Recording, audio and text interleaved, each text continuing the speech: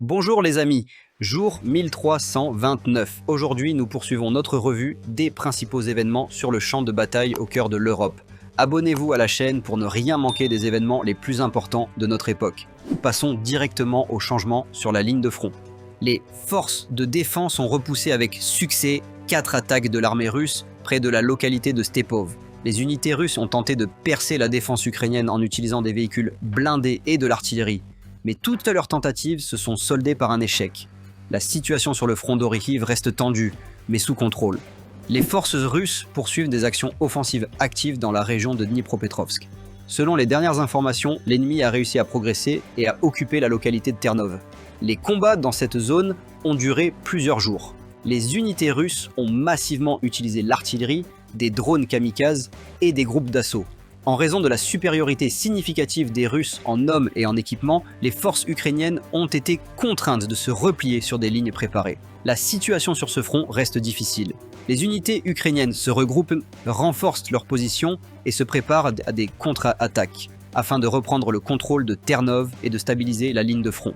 Les forces russes poursuivent une offensive active dans la région de Donetsk, cherchant à exploiter leur succès en direction de la ville stratégiquement importante de Sloviansk. Les troupes russes ont réussi à progresser dans la zone de la localité de Chendriholov, où des combats acharnés se poursuivent.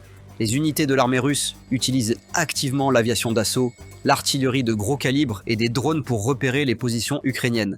Après des bombardements massifs, les occupants engagent des combats super rapprochés, tentant de percer la défense des forces ukrainiennes. Cependant, malgré certaines avancées, leurs pertes restent importantes. Les forces de défense ukrainiennes continuent de tenir les lignes clés et contre-attaquent activement sur certains segments du front. Les Russes cherchent à menacer les flancs des positions ukrainiennes afin de forcer les défenseurs à se replier vers Sloviansk. Mais ces tentatives n'ont pour l'instant pas de succès systémique. La Russie vise à créer les conditions pour une offensive ultérieure en direction de Siversk et Sloviansk. Les forces russes poursuivent leur tentative de franchir la rivière Zerbets, cherchant à créer un point d'appui pour progresser ensuite vers la localité de Yampil. Au cours des derniers jours, les militaires russes ont tenté à plusieurs reprises de traverser la rivière à l'aide de ponts flottants et de véhicules blindés. Mais toutes ces tentatives ont échoué. L'artillerie ukrainienne et les drones ont mené un feu continu. L'objectif du franchissement de la rivière Zerbets est de préparer une offensive sur Yampil et d'exercer une pression supplémentaire sur les positions ukrainiennes dans la région de Lyman. Cependant, selon les analystes, les forces russes ne disposent actuellement pas de ressources suffisantes pour maintenir même un point d'appui symbolique sur l'autre rive.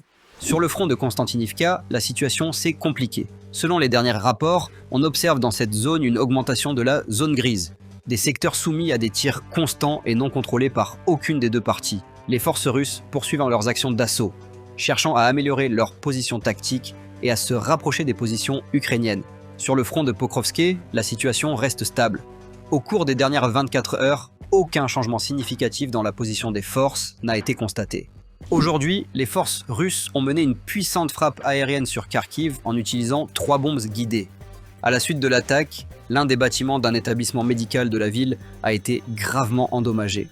Selon les autorités locales, l'onde de choc a fait voler en éclats les fenêtres, détruit une partie du toit et de la façade de l'hôpital et endommagé le matériel à l'intérieur du bâtiment. Heureusement, le personnel médical et les patients se trouvaient à l'abri au moment du bombardement, ce qui a permis d'éviter des victimes. Sur place, les secouristes et le personnel médical interviennent. Le déblaiement des décombres et l'évaluation des dégâts causés par cette nouvelle attaque aérienne russe sont en cours.